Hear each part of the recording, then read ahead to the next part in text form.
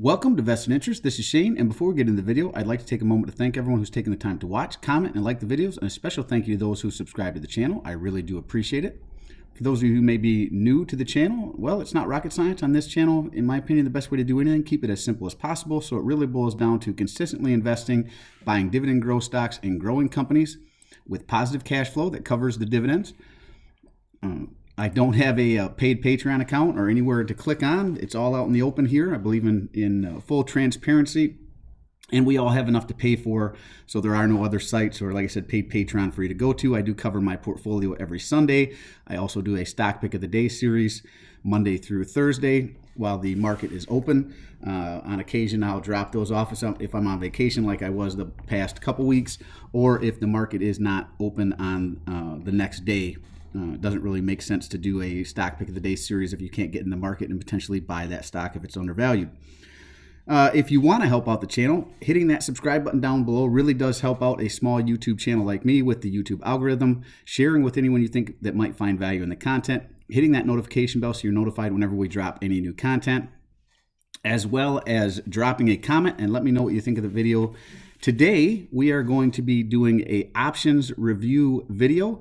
This is a new one to my portfolio. I've just recently started playing into options, and I wanted to walk through, some of the reasons I did that, as well as what options are for those of you who may not be doing that.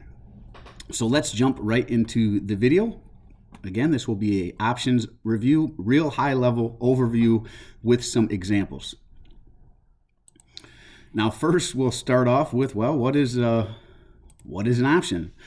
So you have two types of options. You have you have several types of options actually. There's strangles, there's all sorts of different other ones, but today we are going to focus on these two particular, what is a call option and what is a put option. There's also naked puts, covered calls, that sort of thing, but again, you're getting way out into the weeds on some of this stuff. So we're going to try to keep it high level. This comes to you from Investopedia.com. What is a call option and how to use it with an example. Everything you need to know about this financial contract. Call option, a financial derivative that gives its owner the right to buy a specified security at a set price within a certain time period. What is a call option? Call options are financial contracts that give the option buyer the right but not the obligation to buy a stock, bond, commodity, or other asset or instrument at a specified price within a specified time period. The stock, bond, or commodity is called the underlying asset. A call buyer profits when the underlying asset increases in price. A call option may be contrasted with a put option. We're going to talk about a put option here in a minute, which gives the holder the right to sell the underlying asset at a specified price on or before expiration. Here are the key takeaways. A call option contract giving the owner right but not the obligation to buy a specified amount of underlying security at a specified price within a specified time frame. The specified price is known as the strike price, and a specified time during which the sale can be made is its expiration or time to maturity. You pay a fee to purchase a call option. You can also sell a call option, so that's important to distinguish between the two, right? You can sell or you can buy a call option. Called the premium. This per share charge is the maximum you can lose on a call option or the maximum you can gain. Call options may be purchased for speculation or sold for income purposes for tax management. Call options may also be combined for use in spread or combination strategies. So that's, again, you've got the wheel strategy, you've got strangle strategies, straddle strategies. So there's a lot of different strategies here, but let's keep it high level here. Now we're going to jump over, and there's more. So if you want to know more about it, go into Investopedia and read through it. I'm trying to keep this video, under 20 minutes. So we're not going to read through everything here, but obviously there is more here to it. Long versus short call options, how to calculate call option payoffs for call option buyers. There's a lot here. Payoff for call option sellers, use of call option, using covered calls for income. This is really my focus, so we are going to read a little bit through this. Some investors use call options to generate income through a covered call. This means you have 100 shares or more. One call option represents 100 shares.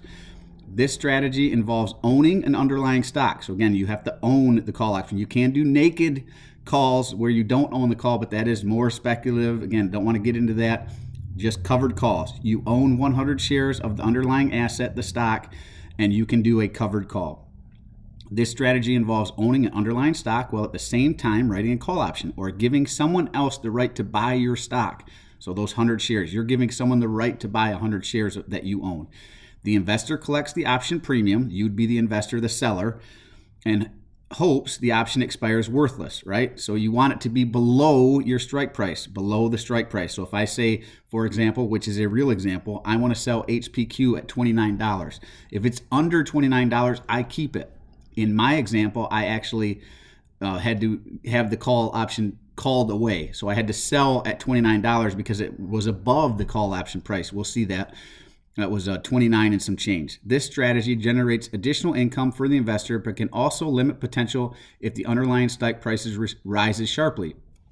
That is the con. That's the downside.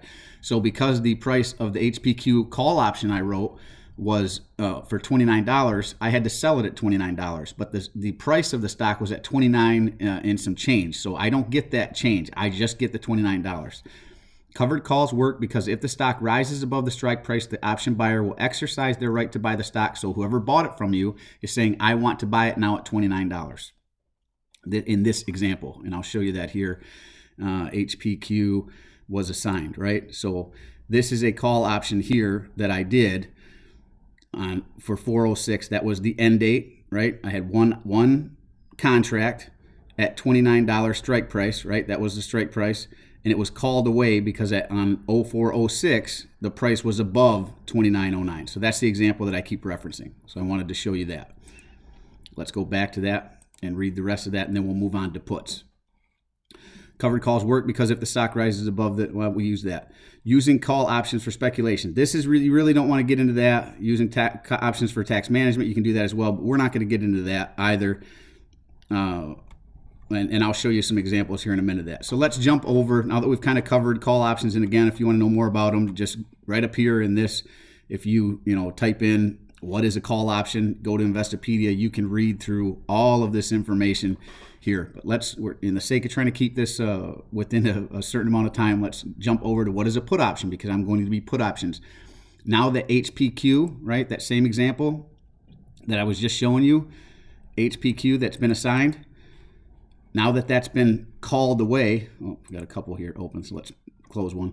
Now that this has been called away, I have that cash. It's $2,900 in cash that I want to write a put on. So that means I want to try to buy back those 100 shares under this $29 strike price, right? Okay, so well, what is a put option? So I'll be writing a put option. What is a put option? Let's jump over here. Put option. And same thing, there's a lot of information. We're going to keep it high level.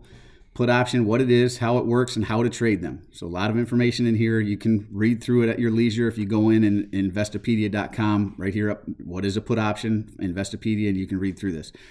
A contract giving the option buyer the right, but not the obligation to sell or sell short a specified amount of an underlying security. Remember, security is just the stock. Don't get confused with these big words or words that you might not understand, at a predetermined price within a specified time frame. What is a put option? A put option, or put, is a contract giving the option buyer the right. So I would be the buyer of the option or the seller of the option, but not the obligation to sell or sell short a specified amount of underlying security at a predetermined price within a specified time frame. This predetermined price at which the buyer of the put option can sell the underlying security is called the strike price. So same thing, you're going to give them the price that you want to buy the option. Put options are traded on various underlying assets, including stocks, currencies, bonds, commodities, futures, and indexes. A put option can be contrasted with a call option, which gives the holder the right to buy the underlying security at a specified price, either on or before the expiration date of the option contract, right? It's almost the opposite of a call option. Key takeaways. Put options give holders of the option the right, but not the obligation, to sell a specified amount of an underlying security at a specified price within a specified time frame. Put options are available on a wide range of assets, including stocks, indexes, commodities, and currencies. Put option prices are impacted by changes in the price of the underlying asset, the option strike price, time decay, increase rates, or interest rates, and volatility. Put options increased in value as the underlying asset falls in price, as volatility of the underlying asset price increases, and as the interest rates decline. Put options lose value as the underlying asset increases in price, as volatility of the underlying asset price decreases or interest rates rise, and as the time to expiration nears. How put option work, you can read through that. Factors that affect a put's price, you can read through that. Where to trade options, alternatives to exercising put options, example of a put options. So we are going to jump over now to my, that's put options at a high level. I just want to show you there's a lot more information here that you'd want to read through if you want to know more about this, right? Selling and exercising an option, writing put options, right? Long put options, short or writer when it obligates an investor to take delivery or purchase of the underlying stock at the strike price. That's what I'm doing. Contrary to a long put option, a short or written put option obligates an investor to take delivery or purchase shares of the underlying stock at the strike price specified in the option contract. So I am going to be trying to buy the underlying stock at a specific price point, right? So let's go over to Ally. This is my Ally account. I don't know if I've ever shared this completely, but my daughters both have custodial accounts in the account. There's my joint account. There's our joint checking, our joint savings, and both my daughters have savings account. For this particular channel and what I cover my joint account with my wife. I manage these accounts. Oh man, we're completing some scheduled maintenance. I'm not even going to be able to do this right now. Good Lord. All right, we'll have to finish this up later.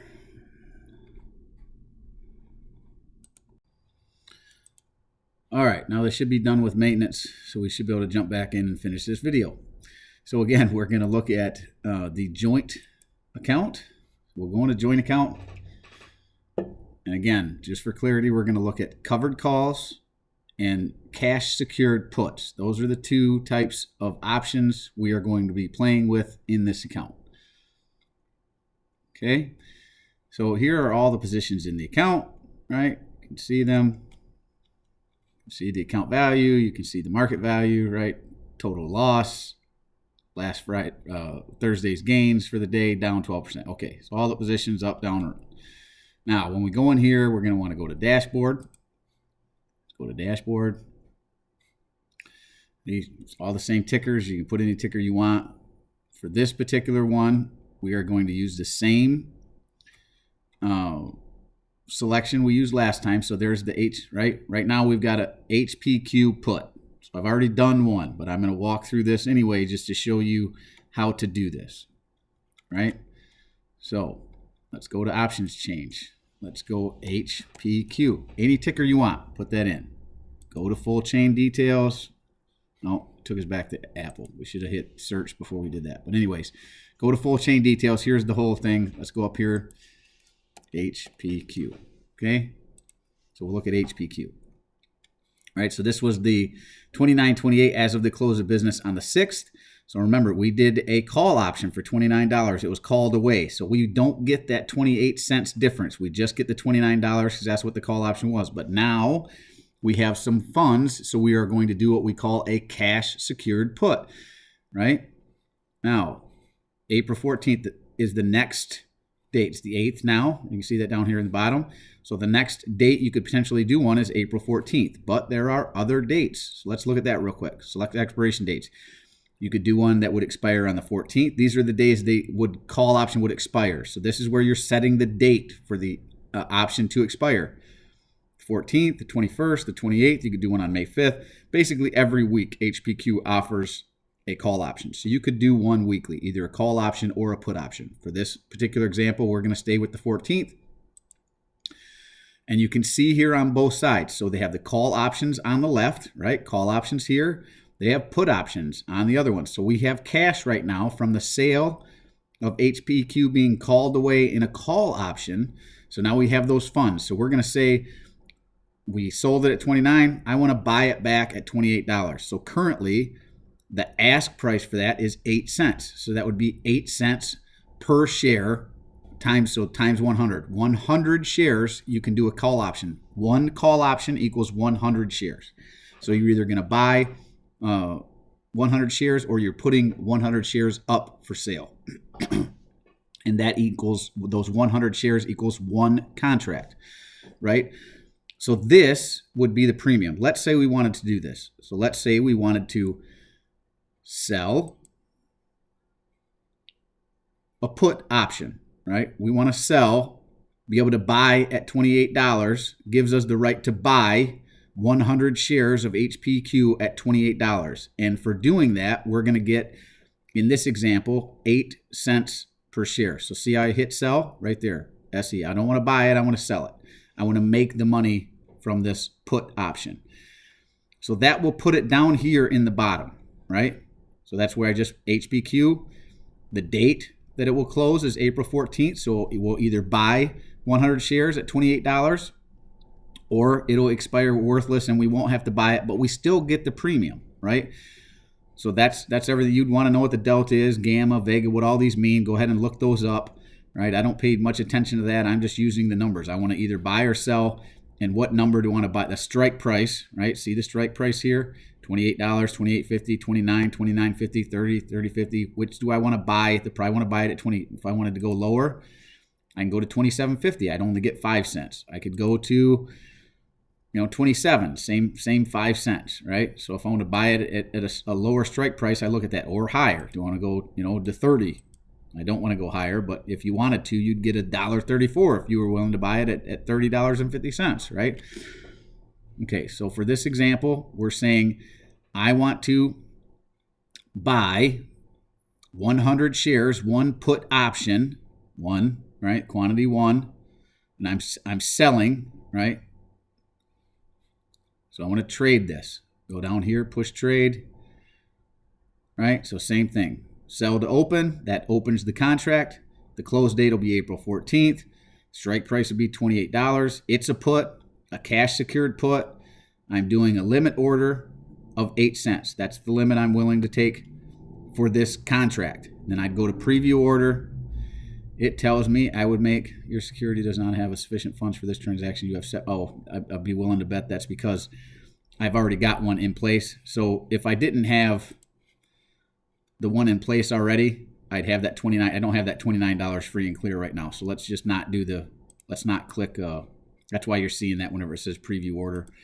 If I didn't have that already, we just saw that. Let me go to holdings and activity real quick. Holdings and activity, order status. See, I've already got that HPQ put at 14 cents. Let me close this clear.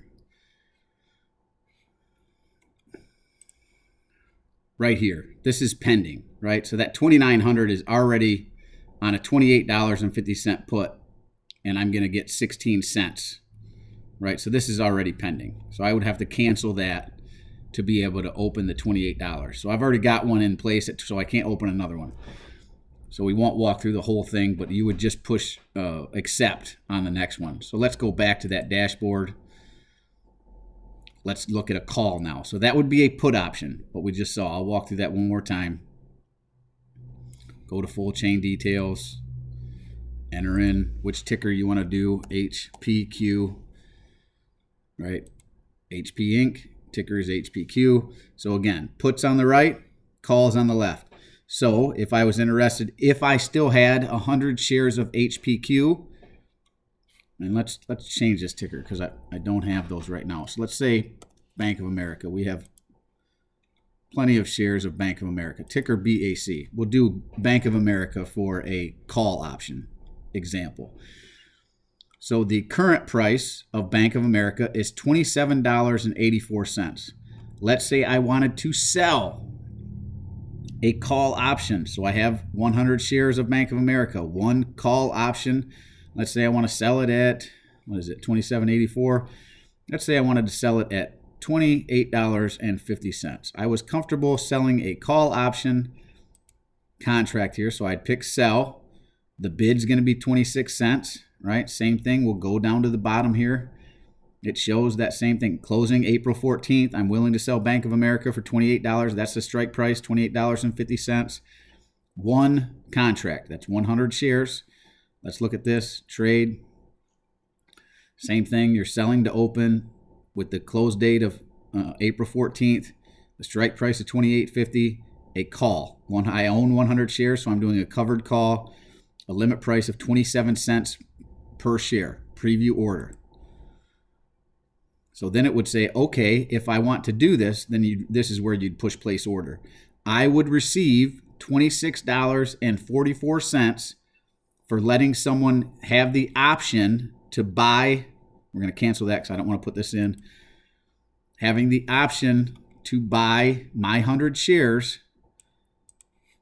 at the strike price of $28.50. So if I was interested in that, I would go ahead and, follow through. Preview order, right? That's what they're selling. I'm selling to open a contract, a covered call, since I own 100 shares of Bank of America with a close date of April 14th at $28.50. I'm willing to sell those 100 shares at this $28.50 price. So I would get that $2,850 for those 100 shares.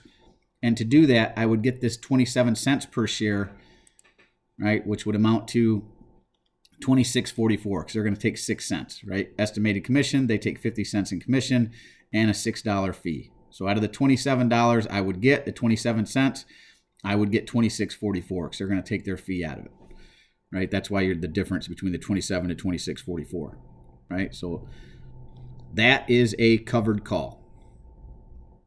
And I actually own 300 shares, so I really could do that 3 contracts, which would be 300 shares. Let's say I wanted to sell all 300 shares. It would really be I don't know why that didn't go back. Well, that's why it didn't receive those. So change this to 3, preview order, and then it would show. So yeah, I would get 79. So instead of the $81, I get $79.35 because it's 50 cents per contract, right? Plus the 15-cent fee. All right. So that is a covered call for Bank of America if we really wanted to do that. I don't want to do that right now. But that is 2 examples on the put side that we saw for HPQ, on the call side for BAC. So hopefully that made sense. Let me know down in the comment section down below what you guys think. As always, appreciate you stopping by. If you haven't done so already, don't forget to show me some love. Hit that thumbs up. Ring the notification bell. I'm going to close out of this.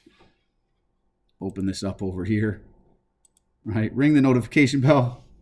Most importantly, subscribe to the channel. It really does help out the YouTube with the YouTube algorithms. The more you share, you comment, you like the videos, hit that thumbs up, and most importantly, subscribe and hit that notification bell so you're notified whenever we post any new content. And this is Shane signing off, wishing peace and prosperity to you and yours. And remember, financial security comes to those who take it doesn't do it whenever vested interest, right? All right, this is Shane signing off, wishing peace and prosperity to you and yours. And remember, financial security comes to those who take a vested interest. We'll see you next time. Hopefully this was beneficial to someone. And I am not a financial advisor. Nothing in this presentation should be considered financial advice. I'm only sharing my opinion and investing journey for educational and entertainment purposes. Investing involves risk, can lose money. Should never invest in amount not comfortable losing. Always do your own research. Invest based on your situation, circumstances, and select criteria, or seek the advice counsel of a certified financial advisor.